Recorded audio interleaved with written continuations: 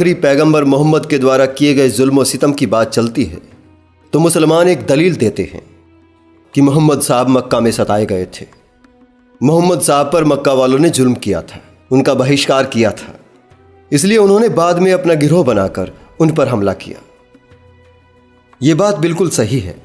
मक्का के लोगों ने 2 साल तक रसूल अल्लाह और उसके अनुयायियों का बहिष्कार किया था, परंतु उस बहिष्कार का कारण भी था। कोई भी बहुदेववादी धर्म कुदरती तौर पर सहिष्णु होता है। अगर उनके देवताओं के साथ आप अपना भी कोई देवता बैठा दें तो उन्हें ऐतराज नहीं होता, पर जब कोई कहे कि तुम्हारे सभी देव झूठे हैं और केवल हमारे वाला सच्चा है, यह किसी भी पंथ के लोगों को बर्दाश्त नहीं होता। मक्का के लोगों ने 30 साल तक अपने देवी देवताओं का अपमान सहा। जब उनसे बर्दाश्त नहीं हुआ तब कुरैश कबीले के बड़े बुजुर्ग मोहम्मद के बुजुर्ग चाचा अबू तालिब के पास शिकायत लेकर गए थे और कहा था, आपका ये भतीजा हमारे देवताओं और हमारे धर्म का अपमान करता है, हमारे पूर्वजों को मूर्ख बताते हुए अपशब्द कहता है। इसके लिए आप ही कुछ कीजिए, अगर नहीं कर सकते तो हम पर छोड़ दीजिए। इस फरियाद और चेतावनी के बाद भी जब रसूल अल्लाह नहीं सुधरे तब उन्होंने उसका बहिष्कार किया था। और इस बहिष्कार का एक और कारण था, मक्का की मूर्तियों के साथ मक्का वालों का रोजगार भी जुड़ा हुआ था। मक्का वासियों द्वारा रसूल अल्लाह के बहिष्कार का कारण केवल धार्मिक नहीं बल्कि आर्थिक भी था। फिर भी हम इसे मोहम्मद पर मक्का के लोगों का जुल्म कह लेते हैं कि उन्होंने इसी जुल्म का बदला लेने के लिए मक्का पर हमला किया था। तो फिर सवाल उठता है, बाकी अरब के लोगों ने रसूल अल्लाह का क्या बिगाड़ा था जो रसूल अल्लाह ने उन पर भी हमले किए? जबकि अरब में रसूल अल्लाह की तरह ही दूसरे पैगंबर भी थे जो शांति और सुकून के साथ रहते थे। उन्हें किसी दूसरे पैगंबर से कोई दिक्कत नहीं थी। इस्लाम के इस पैगंबर को ही सबसे दिक्कत क्यों थी? अरब के कबीलों पर किए गए हमलों के पीछे रसूल अल्लाह की अपनी लालसाएं थी। इस बारे में अली सीना लिखता है कि जैसे जैसे उसकी फौज बढ़ी तो रसूल अल्लाह की लालसाएं भी हिलोरे मारने लगी और एक डकैत सुल्तान बनने के ख्वाब सजाने लगा। अब इसके लिए उसे और ज़्यादा अनुयायियों की ज़रूरत थी, ऐसे मुसलमानों की जो अल्लाह के रसूल के लिए जान और माल दोनों लुटा सके। ऐसे मुसलमानों को तैयार करने के लिए उसने पहले तो उन्हें अल्लाह के गुस्से से डराया, फिर अल्लाह की नेमतों का वास्ता देकर ललचाया। रसूल अल्लाह ने अपनी तरफ से गैर मुस्लिमों के खिलाफ लड़ने वाले और उसको अल्लाह का रसूल स्वीकार करने वालों को मौत के बाद भारी भरकम इनाम मिलने का वादा किया। उसने मुसलमानों के लिए कल्पनाओं के सारे दरवाजे खोल दिए और एक ऐसी जन्नत का ख्वाब दिखाया जो रेगिस्तान में रेत फांक रहे मर्दों के लिए सबसे सुंदर ख्वाब था। उसने दावा किया कि ये इनाम दुनिया की बेहतरीन चीज़ों, सुख सुविधाओं के रूप में होगा। जन्नत में कभी ना खत्म होने वाला यौन सुख मिलेगा। रसूल अल्लाह ने चेतावनी भी थी कि जो उसके जंगी अभियानों में धन दौलत से मदद करने में कंजूसी करेगा उसे क़यामत के दिन कठोर सजा मिलेगी। ऐ ईमान वालों, मैं तुम्हें वो फ़ायदेमंद तरीके फरमाऊं जिससे तुम अल्लाह के दरबार में सजा पाने से बचोगे। अल्लाह में यकीन करो और उसके पैगंबर में भी। अल्लाह के मकसद में जंग करो। अगर तुम समझ जाओ तो यही तुम्हारे लिए अच्छा होगा। वो तुम्हें तुम्हारे गुनाहों के लिए माफ़ कर देगा और तुम्हारे लिए हसीन जन्नत के दरवाजे खोल देगा। उन बागों में दाखिल करेगा जिनके नीचे नहरें बहती हैं। वो तुम्हें पाकीज़ा मकानात में जगह देगा। ये तुम्हारी बहुत बड़ी कामयाबी होगी। जन्नत में तुम अपने परवरदिगार की किस किस नेमत से इनकार करोगे। वहाँ आरामदायक गद्दों पर मनसद लगाकर बैठोगे और दोनों बागों के मेवे इस कदर करीब होंगे कि बैठे बैठे पेड़ों पर से ही खा लोगे।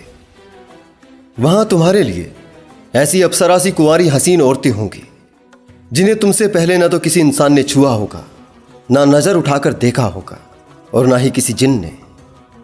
तुम अल्लाह की किस किस नेमत को झुटलाओगे। जन्नत में सुंदर बाग बगीचे होंगे जिनमें अंगूर लगे होंगे। तुम्हारे साथ हमजोली ऐसी औरतें होंगी जिनको जवानी चढ़ रही होगी और शराब से लबरेज सागर होंगे।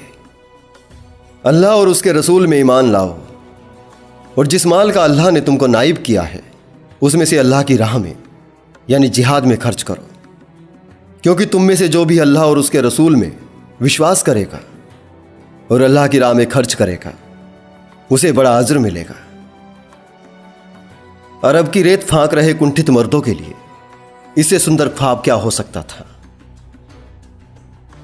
लेकिन फिर भी कोई ऐसे ही किसी के दिखाए हसीन ख्वाब पर यकीन करके कुर्बान हो जाने के लिए तैयार नहीं हो सकता जब तक कि उसे उस ख्वाब का कुछ हिस्सा हकीकत में न मिले। और वो हिस्सा मुसलमानों को मिलता था माले गनीमत के रूप में।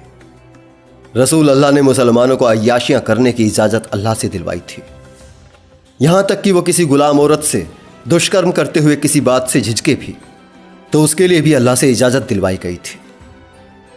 कबीलों की लूट में बंदी बनाई गई औरतों के साथ दुष्कर्म करते वक्त मोमिन द्वंद्व में पड़ जाते थे। वे इन औरतों के साथ यौन संबंध भी बनाना चाहते थे, लेकिन उन्हें फिरौती पाने के लिए छोड़ना भी चाहते थे। इसलिए वे नहीं चाहते थे कि ये औरतें गर्भवती हो जाएं। इसके लिए वो मोहम्मद के पास इस बारे में सलाह करने को गए, जिसके बारे में बुखारी की इस हदीस से पता चलता है, जिसमें कि अबू सईद कहते हैं, हम अल्लाह के रसूल के साथ बनु अल मुस्तलिक के जावा पर गए थे और वहाँ हमें पकड़ी गई अरबी औरतों में अपने हिस्से की औरतें मिली। औरतों को पाने की हमारी इच्छा खूब थी, लेकिन हम नहीं चाहते थे कि ये औरतें गर्भवती हो जाएं। तब हमें योनि के बाहर ही वीर्यपात करने का तरीका ठीक लगा। जब हमने इस तरीके से संभोग करने का इरादा किया तो हमने कहा, अल्लाह का रसूल हमारे बीच में है, तो हम उससे पूछे बिना इन औरतों से इस तरह का सहवास कैसे करें। हमने रसूल से इस बारे में पूछा तो उन्होंने कहा, बेहतर होगा कि तुम वो ना करो जो कर रहे हो, क्योंकि कयामत के दिन तक जिसको आना है वो तो आएगा, यानी जो जी में आए वो करो, जिसे पैदा होना है वो पैदा होगा। रसूल अल्लाह ने जिहाद में पकड़ी गई औरतों के साथ दुष्कर्म करने से मना नहीं किया, बल्कि इसके उलट वो कह रहा है, जो जी में आए वो करो। उसका अल्लाह भी गुलाम औरतों अर्थात लूट के माल के बंटवारे में अपने हिस्से की बंदी औरतों के साथ हर तरह से यौनाचार की इजाजत देता है। सेक्स एक ऐसी कुंठा है जो हर एक मर्द में कहीं ना कहीं दबी होती है। बस उसे डर होता है समाज का, बदनामी का, कानून की सख्त सजा का। और जहां कानून नहीं होता वहां थोड़ा बहुत डर होता है किसी खुदा का।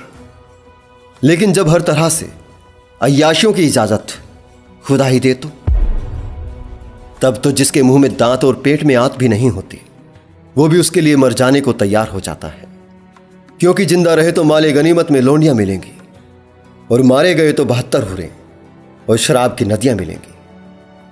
लेकिन किसी भी धर्म में अनुयायियों की संख्या बढ़ने का कारण सिर्फ सेक्स कुंठाएं भी नहीं होती। हर नए धर्म में पुराने वाले धर्मों से कुछ नया और अच्छा भी होता है। इस नए धर्म में बिलाल जैसे गुलाम को भी सम्मान मिला था। कुछ ऐसी ही चीजें इस्लाम की अच्छाई के रूप में प्रचारित भी होने लगी और इस तरह से मुसलमानों और रसूल अल्लाह दोनों के ख्वाब पूरे होने लगे। इस्लाम में लड़ाकों की संख्या बढ़ती चली गई और वो कबीलों को लूटते हुए और नोचते हुए आगे बढ़ने लगे।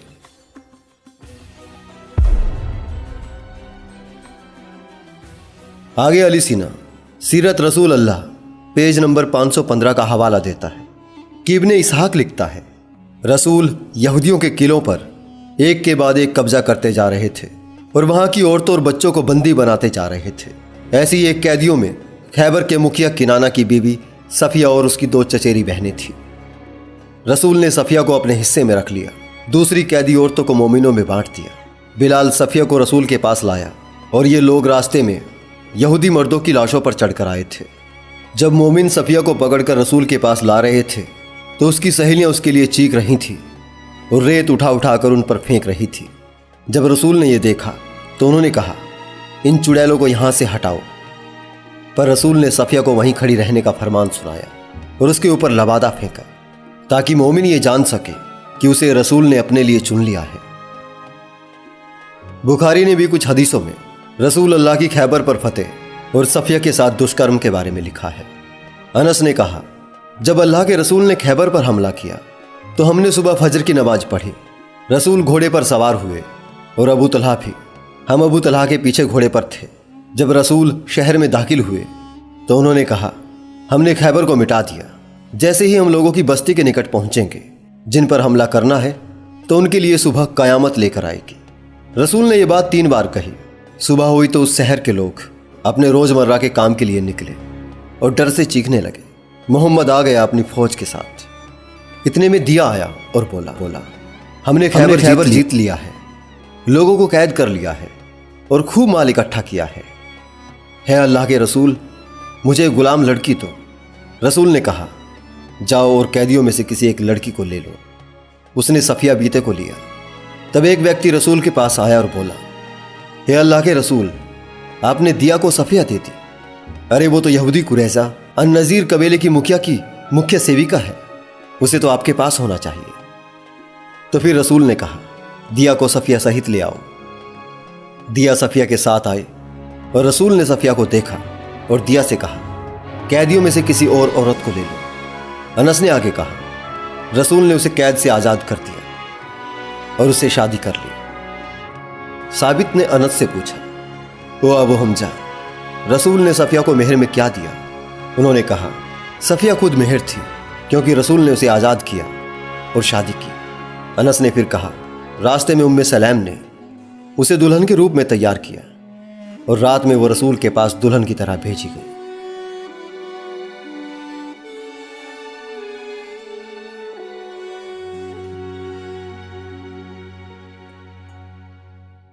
अरब के इलाके के मूल बासिंदे 3 यहूदी जनजातियां बनु कैनका, बनु नज़ीर और बनु कुरैजा थी, जिन्हें रसूल अल्लाह ने एक एक करके तबाह कर दिया। इब्ने इसाक बनु कैनका का ये किस्सा कुछ यूं बताता है। बनु कैनका कबीला उन पहले यहूदियों में से था जिसने रसूल के साथ समझौते को तोड़ा। बद्र और उहद के बीच ये युद्ध हुआ। रसूल और उसके आदमियों ने यहूदियों की तब तक घेराबंदी किए रखी जब तक उन्होंने बिना शर्त आत्मसमर्पण नहीं कर दिया। जब अल्लाह ने यहूदियों को उनके कदमों में झुका दिया तो अब्दुल्ला बिन उबई बिन सलूल रसूल के पास आए और बोले, ओ मोहम्मद, मेरे लोगों के साथ दयापूर्वक व्यवहार करें। लेकिन रसूल ने उनकी बातों को कोई महत्व नहीं दिया। अब्दुल्ला उबई बिन सलूल ने मोहम्मद से फिर दरियाफ्त की, लेकिन वो मुंह फेर कर चले गए। इतने में अब्दुल्ला ने पीछे से रसूल अल्लाह के जाने का कॉलर पकड़ लिया। ये देखकर रसूल अल्लाह का मुंह गुस्से में लाल हो गया।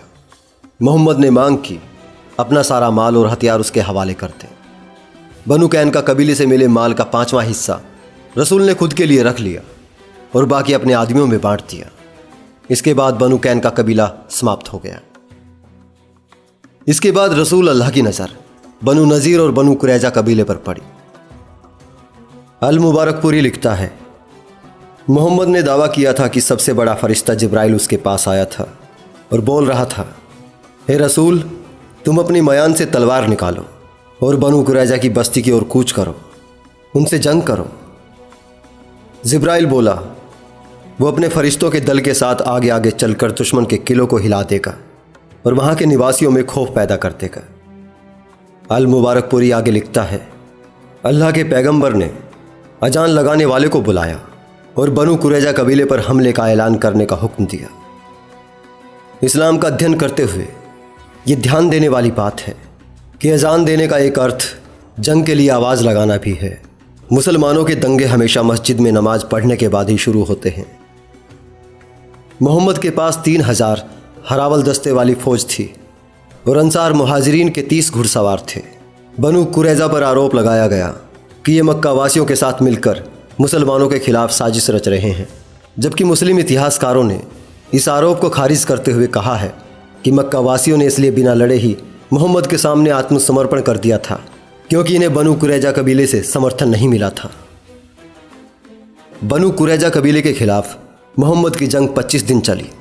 अंत में इस कबीले के लोगों ने बिना किसी शर्त के आत्मसमर्पण कर दिया।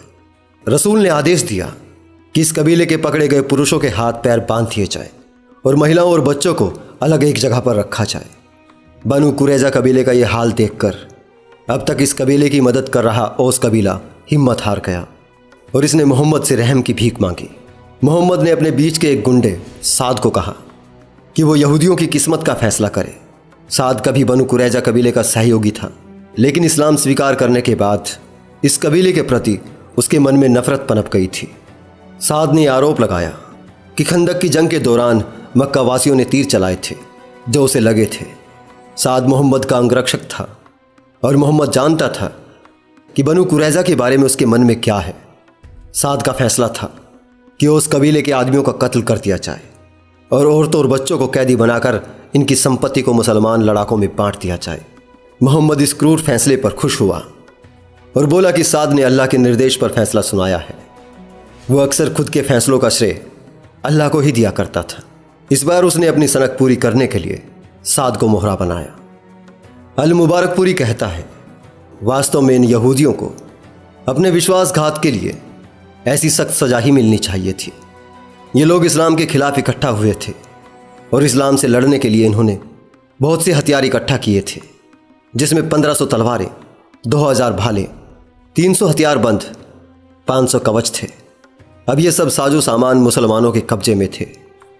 जो खास बात अल मुबारकपुरी गोल कर गया वो ये थी कि बनु कुरैजा ने अपने हथियार, कुदाल और फावड़े मुसलमानों को उधार दिए थे ताकि वे खाई खोदकर अपनी हिफाजत कर सकें।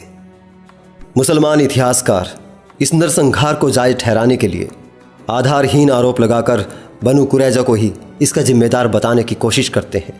इन्होंने इस कबीले पर दुष्ट होने, विश्वासघात करने और इस्लाम के खिलाफ साजिश करने के आरोप लगाए हैं। हालांकि ये ब्यौरा कहीं नहीं है कि बनु कुरैजा ने मुसलमानों के साथ कोई इस तरह का धोखा किया था जो इस कबीले को इतना कठोर दंड देने की ज़रूरत पड़ी कि मदीना के बाजार में गड्ढे खोदे गए और 600 से 900 यहूदियों का सर कलम कर दिया गया। उनकी लाशों को इन गड्ढों में डाल दिया गया। ये तय करने के लिए कि किसे कत्ल करना है, लड़कों के कपड़े उतरवा कर जांचा गया। जिन लड़कों के गुप्तांगों पर बाल पाए गए उनका सिर कलम कर दिया गया। इस नरसंहार में बच गए एक व्यक्ति अतिया उल कुरैज नामक यहूदी ने बाद में इस घटना को याद करते हुए कहा, मैं बनु कुरैजा के बंदियों में से एक था। उन्होंने यानी मुसलमानों ने पूरा जांचा और जिनके गुप्तांगों पर बाल दिखे उनकी हत्या कर दी गई। जिनके गुप्तांगों पर बाल नहीं आए थे उनकी हत्या नहीं की गई। मैं भी उन्हीं में से एक था जिसके अभी बाल नहीं उगे थे। मोहम्मद ने सारी यहूदी जनजातियों को मार डाला। इन यहूदी कबीलों में बनु कैनका, बनु नज़ीर, बनु कुरैजा, बनु मुस्तलिक, बनु जोन और खैबर के यहूदी शामिल थे। और इतना ही नहीं, मृत्यु सैया पर भी पड़े हुए रसूल ने अरब के सभी गैर मुस्लिमों का सफाया करने का हुक्म दिया था। रसूल के इस हुक्म को दूसरे खलीफा उमर ने अपने शासनकाल में पूरा किया। इसने यहूदियों, ईसाइयों, मूर्ति पूजकों को पूरी तरह नष्ट कर दिया और इस्लाम कबूल करने या अपना देश छोड़कर भाग जाने या मरने पर मजबूर कर दिया। यही है इस्लाम का इतिहास, कबीलों की लूट और इंसानियत के कत्लेआम से भरा हुआ।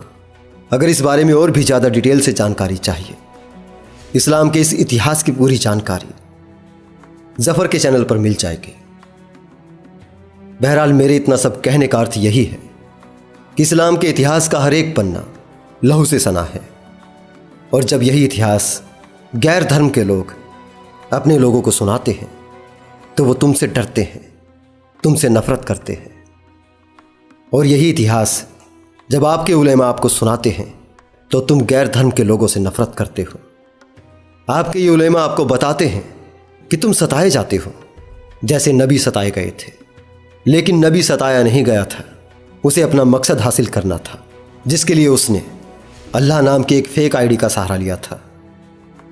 कुरान के सभी संदेश जो उस फेक आईडी के नाम पर दिए गए हैं 1400 साल पहले के जाहिल लोगों के लिए थे, वो तुम्हारे लिए नहीं हैं। तुम जिस नबी को फॉलो करते हो उसने कितने ही कबीलों को उजाड़ दिया था, यहां तक कि उसने अपने कुरैशों को भी नहीं छोड़ा जिन्होंने उसकी मदद की थी। जब तुम उसे फॉलो करते हो लोग तुमसे डरते हैं कि कहीं तुम भी विश्वासघात न करो जैसे नबी ने किया था। तुम किसी के लिए खतरा नहीं हो, ना ही तुम्हारे लिए कोई खतरा है। 1400 साल पहले कबीलों की लड़ाइयों के बीच कही गई बातों को जब तुम दोहराते हो तब तुम खतरनाक लगते हो। मुसलमान होने की बजाय केवल इंसान होने की कोशिश कीजिए।